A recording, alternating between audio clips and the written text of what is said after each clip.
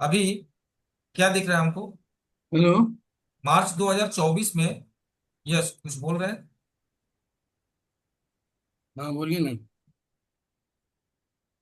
मार्च 2024 में 5558 करोड़, 5558 करोड़ का इनका था प्रॉफिट। और यही 2025 में 3710 करोड़। क्या है इन कंपनी का परफॉर्मेंस डाउन हुआ है। इस आधार पर इस आधार पर हमको क्या है, एवॉइड करना है, इसके फंडामेंटल के आधार पर। समझ रहे हो आप? हाँ। बात क्लियर हो रही है? तो सबसे पहले जिस स्टॉक को हम बाय कर रहे हैं उसका एक बार फंडामेंटल देखेंगे, कंपनी का क्या है परफॉर्मेंस। फिर हम लोग टेक्निकल का सपोर्ट हैंड लेंगे। क्लियर? कंपनी का अगर फंडामेंटल सब कुछ सही है देन हम उसमें टेक्निकल का इस्तेमाल करके बाई एंट्री पॉइंट बनाएंगे, अदरवाइज हम उसको अवॉइड करेंगे अगर उसकी फंडामेंटल सही नहीं है तो फंडामेंटल से क्या समझ में आ रहा है कि सर पिछले। हमने जब बोलो। नवंबर 24 को हमने अगर एंट्री किया तो फंडामेंटल देखिए सर। नवंबर को, 24 नवंबर को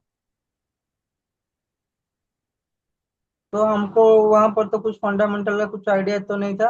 वहां आप पर तो हम। वेट वेट, हाँ। आपकी वही जो क्वेश्चन आपको आएगा उसके, इसीलिए मैं वहां पे लेके आपको जा रहा हूँ। जहां आपकी दिमाग नहीं पहुंचा रही मैं वहां पहुंचाने की कोशिश कर रहा हूँ। समझिए। ठीक है। हाँ। यहाँ हम लोग का टेक्निकल जो कह रहा है 24 नवंबर 2024 को एंट्री पॉइंट बना रहा है, राइट? हाँ। तो इसका फंडामेंटल, आप ये कह रहे हो कि इसका फंडामेंटल यहाँ देखो। हाँ। ठीक है। मार्च हाँ। 2024 को ये जी। चीज में है। बट नौ हम लोग यहाँ पर क्या देख रहे हैं, नवंबर 2024। यस, जी। नवंबर 2024। ठीक हाँ। है। ये हमारा रिजल्ट है मार्च का। जी। यहाँ 4195 है। इससे तो इसका रिजल्ट अच्छा आया है मार्च 2024 का। हाँ। ठीक है। तो हम जी। नवंबर 2024 में काम करने जब जा रहे हैं तो इसका हम क्या देखेंगे, क्वार्टरली रिजल्ट देखेंगे। हाँ। अब यहां पर जून में इसका कितना है, 1187। सर मुझे दिखाई नहीं देता अभी कहाँ पर। जून 2024 में 1187 करोड़ है इनका नेट प्रॉफिट। Okay, okay. है या नहीं है सर, बताओ। दिख रहा है कि नहीं मनोज साहब? जून यस। 2020। ये जून हाँ। जून 2024 में 1187 है। बट सितंबर में 694 है। जी सर। फिर उसके बाद दिसंबर में ग्यारह 1128। 1128 है। तो जब हम नवंबर में देख रहे हैं, क्या देख रहे हैं, नवंबर में 24 नवंबर को, तो हमारे पास तो ये डेटा नहीं है 1128 वाली। हमारे पास तो डेटा सिर्फ ये है 694 वाली। हाँ। बराबर है। जी। नवंबर में अगर हम पोजीशन लेने जा रहे हैं तो सितंबर 2024 का तो आउटपुट है ना मेरे पास डेटा। तो यस। सितंबर 2024 को हम देखेंगे, सितंबर 2023 से कंपेयर करेंगे। सितंबर 2023 में इनका कितना है, बारह बारह सौ सौ बत्तीस बत्तीस और यहाँ कितना है, 694। 94। तो हम इसको ये अवॉइड कर देंगे। हम क्या कर देंगे, अवॉइड सर करेंगे। मतलब आज आज का कुछ देखे हैं ऑपरेटिंग प्रॉफिट। आवाज क्लियर नहीं हुआ, क्या बोल रहा हूँ, फिर से बोलो। सर आप जो क्वार्टर देख रहे हैं वो क्या देख रहे हैं, ऑपरेटिंग प्रॉफिट देख रहे हैं। नेट प्रॉफिट देख रहा हूँ सर, नेट प्रॉफिट कंपनी की क्वार्टरली रिजल्ट।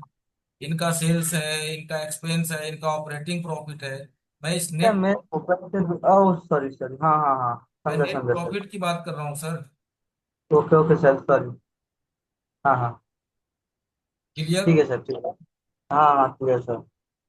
इस आधार पे हम लोग को चीजें समझनी है, पहले अंडरस्टूड होना है स्मार्टली। हाँ हाँ, समझा। क्लियर हुआ सुधीर साहब, सौरभ सर? जी सर। यस। एशियन पेंट अभी के डेट में हमको खरीदना चाहिए या नहीं खरीदना चाहिए? सर अभी के डेट में मार्च 25 में ऐसा तो कुछ नहीं है, मतलब नहीं, चलिए, क्यों नहीं खरीदना चाहिए सौरभ साहब? अभी नेट जो आप प्रॉफिट घट गया है, 701 हो गया है, 1128 से 701 पहुंच गया है। फिर नवंबर दिसंबर में ज्यादा हो जाएगा उसका। मार्च 2024 में 1275 करोड़ था और अभी इसका क्या है, 701 करोड़ हो गया है, घट गया है। घट गया। इसका प्रॉफिट एंड लॉस देखें अगर हम, तो यहाँ भी मार्च 2024 में 5558 करोड़ था, अभी 3710 करोड़ है। राइट। यस। तो हम क्या करेंगे, अवॉइड करेंगे इस स्टॉक्स को। सर इसको सर क्या बोलते हैं, मतलब तीसरी आंख। तीसरी आंख नहीं सर, मतलब देखो ये तरीका है काम करने का। क्योंकि हम अपना हाँ। हार्ड वर्किंग मनी लगा रहे हैं, किस आधार पर किसी कंपनी में इन्वेस्ट कर रहे हैं, तो इधर आए कुछ माइंड लेकर के ना पैसे कमाने आए हैं। हम्म। तो यही बेसिस है हमारा काम करने का तरीका है, कि एक कंपनी अगर हम दिन भर में, इसीलिए एक कंपनी पकड़ो लेकिन उसकी अच्छे से R&D कर लो। घाई नहीं ये मचाना सर। है तो 10 रुपया हम्म। 20 रुपया ऊपर चला जाएगा, कोई तकलीफ नहीं है। हम्म। सही से। तो अभी टेक्निकल और फंडामेंटल का कॉम्बिनेशन होना कितना मैंडेटरी है हमारे लिए, ये चीज समझ में आया? सही सर सही। मैं डे 1 से बोला हूँ, टेक्निकल एनालिसिस एक सपोर्ट हैंड है एंट्री पॉइंट एग्जिट पॉइंट का, ताकि हमको समझ बना रहे कि हमको यहाँ एंट्री बनाना है, यहाँ एग्जिट होना है। फंडामेंटल मैंडेटरी है इक्विटी डिलीवरी में काम कर रहे हैं तो।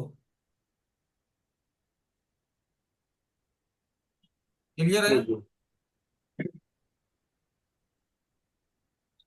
तो इस आधार पर हम लोग जनरली ऐसे काम करेंगे। रॉब बुकर का इस्तेमाल करना है नहीं करना है, अगर ऐसा बनता हुआ दिखा तो हमको क्या करना चाहिए क्या नहीं करना चाहिए। अभी जैसे ये यहाँ पर 24 अप्रैल 2025 को इसने बाहर किया है, ये यहाँ पर 6 मार्च 2025 को एंट्री करवाया है, करवाया है ना 6 मार्च 2025 को। हम्म। अब उस आधार पर 6 मार्च 2025 को देखिए इनका क्वार्टरली रिजल्ट।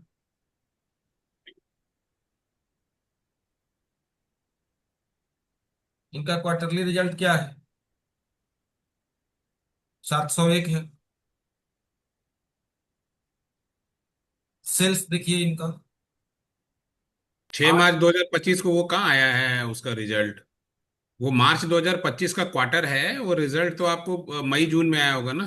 करीब, मेरा कहने का मेन सब हाँ बराबर।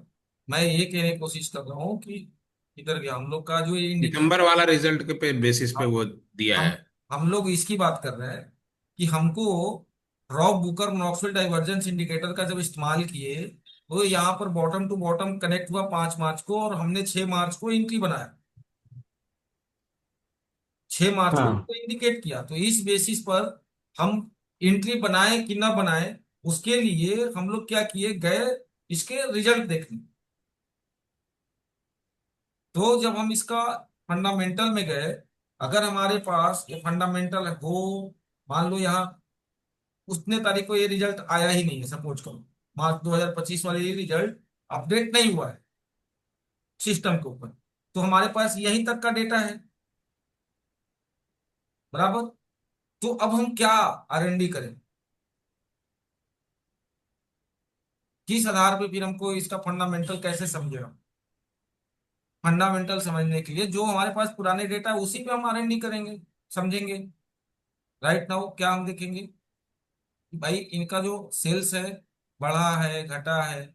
सेल्स में क्या समझ में आ रहा है कि दिसंबर 2023 से इनका सेल्स 2024 में डाउन हुआ, फिर जून में इनका सेल्स थोड़ा बढ़ गया, फिर सितंबर में सेल्स इनका डाउन हो गया, फिर दिसंबर में थोड़ा सा सेल्स बढ़ गया।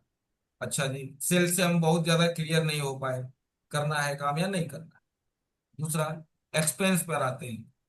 यहाँ पर एक्सपेंस इनका क्या है, बढ़ा, फिर थोड़ा सा एक्सपेंस कम हुआ, फिर एक्सपेंस कम हुआ, फिर यहाँ एक्सपेंस बढ़ा, फिर यहाँ एक्सपेंस कम हुआ, फिर बढ़ा, फिर यहाँ एक्सपेंस एज इट इज रहा, यहाँ भी एक्सपेंस एज इट इज रहा, थोड़ा सा बढ़ा, फिर यहाँ कम हुआ, फिर यहाँ थोड़ा सा बढ़ा। राइट। एक्सपेंस से भी हम क्लियर नहीं हो पाए। Okay. Operating profit, operating profit में भी क्या है, 2056, 1691, 1694 CR, फिर 1240 CR, फिर 1637 CR। अच्छा जी, ये हमारा हो गया ऑपरेटिंग। अब हम आते हैं नेट प्रॉफिट पर। 874, 1036, 804, 1097, 1258, 1575, 1232, समथिंग समथिंग। फिर यहाँ सितंबर में 694। फिर यहाँ पर क्या दिखा कि बढ़ा है। अब असली मेरा कंफ्यूजन किधर क्रिएट होता है, यहाँ से, कि यहाँ पर 874 से चले 36 गए, फिर यहाँ डाउन हुआ, फिर यहाँ बढ़ा, फिर यहाँ बढ़ा, फिर यहाँ बढ़ा, यहाँ 2023 के बाद डाउन हुआ, फिर दिसंबर 2023 में बढ़ गया, फिर दिसंबर मार्च 2024 में डाउन हुआ, फिर यहाँ डाउन हुआ। यहाँ जब सीधे क्या हो गया, लगभग 50%, 40% इनका नेट प्रॉफिट डाउन हो गया, और यहाँ पर फिर 30% बढ़ गया करीब करीब। कंफ्यूज हमको यहाँ पर कर रहे हैं इनका डेटा। अब इससे हम क्या करें, क्वार्टरली से जब कंफ्यूजन हमारी क्लियर नहीं हो तो मैं चलूंगा प्रॉफिट एंड लॉस वाले स्कीम में। यहाँ हमको क्या समझ में आया, 5558, इससे इसका रिजल्ट से इनका आउटपुट क्या है, बढ़ा हुआ। और 6 मार्च को हमको रॉ बुकर कह रहा है कि बाई कर लो, और ये रिजल्ट तो बाद में आया, 6 मार्च को मान लो नहीं आया है। हम तो अब आधार ले रहे हैं इसी को, इसी को आधार ले रहे हैं, तो ये तो हमको रिस्पॉन्स क्या कर रहा है, बाई कर लो। इस आधार पर अगर इसका हम फंडामेंटल देख रहे हैं तो क्या कह रहा है, बाई करो। कहीं से बहुत मेरे को वो तकलीफ नहीं जा रहा है फंडामेंटल के बेसिस पर, इनके कंपनी का परफॉर्मेंस, सेल्स, एक्सपेंस। अब अच्छा, इसमें और हम लोग क्या देख सकते हैं, इनकी जो एशियन पेंट है लीडर कंपनी है भाई, नंबर 1 की कंपनी है, सबसे अधिक इनका मार्केट कैप है। अब नीचे आते हैं, इनका बोरोइंग बढ़ा क्या, CWIP जो है, इसमें इन्होंने कुछ बढ़ाया है क्या। तो 1 मार्च 2025 को भूल जाइए, हम डेटा हम लोग सिर्फ यहीं तक इस्तेमाल करेंगे। क्या दिख रहा है कि अपने कंपनी को एक्सपेंड करने के लिए फंड साइज को बढ़ाया है इन्होंने। इनका जो बोरोइंग है, जो कर्ज है, वो क्या दिख रहा है, कर्ज इनका बढ़ा है। लेकिन कर्ज बढ़ा तो क्या रिजर्व भी बढ़ा क्या, तो रिजर्व क्या दिख रहा है, 15,896 से इनका अपना रिजर्व फंड जो है 18,000, ये भी बढ़ा है। तो ये पॉजिटिव है। बोरोइंग थोड़ी सी बढ़ी है, कोई बात नहीं, कर्ज कंपनी में काम है तो अपर नीचे होता रहता है कर्ज। तो उससे बहुत ज्यादा प्रॉब्लम्स कहाँ आता है, जब बहुत हायर लेवल पे हो गए। अब इनका जो टोटल एसेट है, टोटल एसेट भी इनका बढ़ गया, 75,789 से 29,901, ये भी पॉजिटिव है। अब शेयर होल्डिंग पे आते हैं। शेयर होल्डिंग पे क्या दिख रहा है अपने को, 52.63%, ये भी एज इट इज पड़ा हुआ है हमारा प्रमोटर का होल्डिंग। FII, FII का क्या दिख रहा है, 15.28 से 13.61%, और DII का 13.10 से 13.98। ये प्रमोटर, FII, DII क्या है, क्या मैं बताया था कि ये लोग स्ट्रॉन्ग हैंड हैं। ये लोग कौन है, स्ट्रॉन्ग हैंड हैं। तो प्रमोटर, FII और DII का भी पोजीशन जो है बहुत ऊपर नीचे हुआ नहीं है, ये हम देख के कंफ्यूजन हो। प्रमोटर एज इट इज पड़ा हुआ है। FII जो है थोड़ा कम किया है अपना, थोड़ा सा स्टेक कम किया है, बट DII क्या किया है, थोड़ा सा स्टेक बढ़ाया है। गवर्नमेंट एज इट इज वही है। अदर में 0.05, 0.05 एज इट इज है। तो मेरे को क्या दिख रहा है कि जो स्ट्रॉन्ग हैंड है उनका जो पोजीशन है एज इट इज है। तो हम इस सिनेरियो में क्या, मैं क्या करूं, अगर ज्यादा कंफ्यूजन तो स्टॉक छोड़ दो, उसे स्टॉक को मत करो। अदरवाइज फंडामेंटल से हमको अगर तकलीफ नहीं आ रहा है, बराबर है, तो फिर हम बाई कर लेंगे। पहले फंडामेंटल से हमको सेटिस्फेक्शन होना चाहिए। समझ में आ रहा है सौरभ जी? हम्म। फंडामेंटल के आधार पे पहले हम अपने आप को सेटिस्फाइड करेंगे, जज करेंगे क्या है। अगर हमको सेटिस्फेक्शन मिल रहा है, देन फिर टेक्निकल का सपोर्ट हैंड लेकर के हम बाई कर लेंगे। टेक्निकल के लिए हमने समझा, अभी क्या समझा, जैसे एशियन पेंट का ऐसे हमने किया मूविंग एवरेज के बेस पर, और यहाँ रॉ बुकर के बेस पर। एक तरीका है हमारा काम करने का। दोनों इंडिकेटर का इस्तेमाल, मूविंग एवरेज का तीनों का कॉम्बिनेशन बना लो, या रॉ बुकर का इस्तेमाल करो। इस बेसिस पर हम दोनों इंडिकेटर को लगा के देख लें एक बार। हमको हाँ जिसपे ज्यादा कॉन्फिडेंस आता है, जिस इंडिकेटर को या जिस भी हमारी स्ट्रेटजी पर, उस स्ट्रेटजी पे हमको काम करना चाहिए। अब किसी कुछ स्टॉक में इस स्ट्रेटजी के बेस पे आपको रिजल्ट अच्छा मिलेगा, और कुछ स्टॉक्स में उसके बेसिस पे रिजल्ट अच्छा मिलेगा। तो डिपेंड करता है हमारी माइंड सेट सेटिस्फेक्शन कहाँ मिलता है।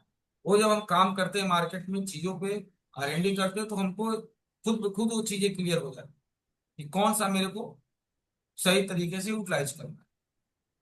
वो एक्सपीरियंस से ही होता है। क्लियर, समझ में आ गया? सौरभ, साहिल जी, क्लियर है आपको? यस। ठीक है। अब हम लोग मंडे को जो मिलेंगे, ये जो फंडामेंटल के अंदर हम लोग ये जो सारे चीजें हैं, इस पे हम लोग डिस्कस करेंगे, बराबर। ठीक है। ये सब जितने भी हैं, P, R O C, R O E, dividend, face value, book value, इस पे हम लोग वन बाय वन करके डिस्कस करेंगे, समझेंगे कि इनका क्या रोल है। ठीक है। बाकी टेक्निकल का इंडिकेटर बेस्ड जो दो स्ट्रेटजी थी वो मैंने आप लोग को दे दी, बता दी।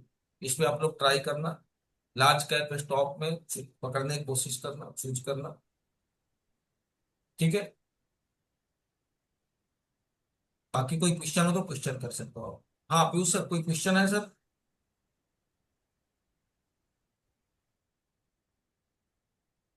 पीयूष सर। नहीं, कोई क्वेश्चन नहीं है।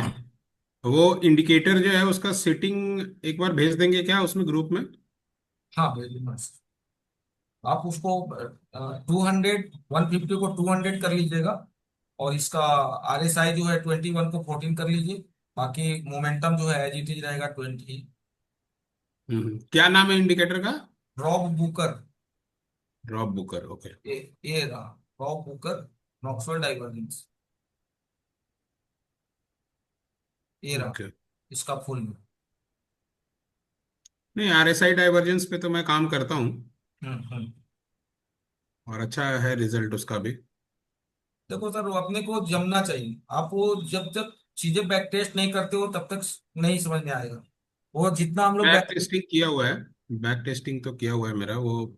एक्चुअली मैं उसको नहीं भी उससे ट्रेड लिया होऊंगा तो आप समझ लो कि 200-300 ट्रेड ले चुका मैं। अच्छा चीज है ना, मेरे को भी बताना, देखेंगे, हम भी ट्राई करेंगे।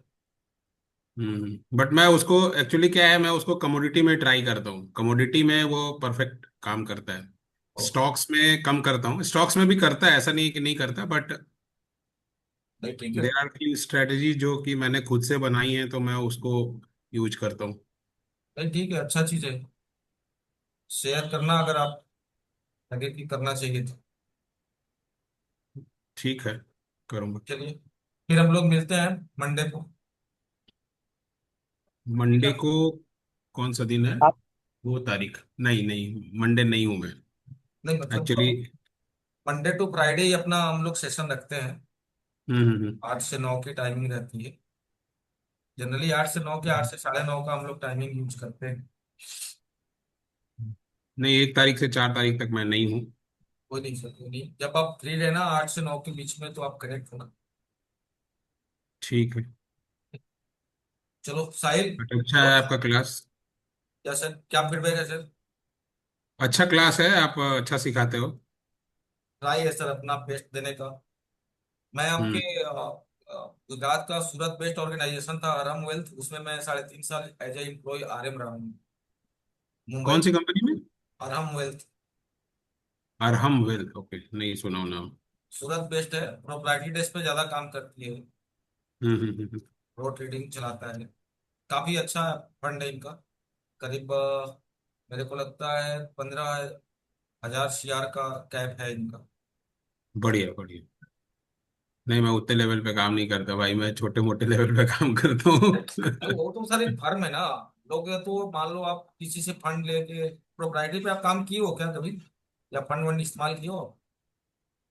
फंड करता हूँ, मतलब दोस्तों का ही करता हूँ, दोस्तों का, फैमिली का, अलग से ऐसे नहीं करता कुछ। अच्छा, अच्छा। कंपनी है मेरी भी, but I am not doing large scale. मतलब पीएमएस वर्क आप कर रहे हो? हाँ, करता हूँ थोड़ा बहुत। पीएमएस जैसा नहीं, वो पोर्टफोलियो थोड़ा बड़ा हो जाता है, मेरा छोटा है पोर्टफोलियो। थोड़े तो मोड़े पैसे लोगों के हैं लगे हुए, तो उसमें करता हूँ। ठीक है ना, मतलब फिर भी कर रहे हो ना सर, किसी का क्लाइंटल बेस अपने नोन का ही कर रहे हो तो अच्छी बात है ना। स्किल्ड है हम, उस लेवल का कॉन्फिडेंस है, देन तभी तो कर रहे हैं। हाँ, वो है। एक्चुअली मैं इंडिया में नहीं था, इंडिया के बाहर था, मैं जॉब क्विट करके आ गया इसी के लिए इंडिया। तो बहुत अच्छा सर, बहुत अच्छा। हम्म। सर सर सबका क्वेश्चन लेके मुझे थोड़ा सा पर्सनली का बात कर सकते हैं? हाँ हाँ, करो ना। हाँ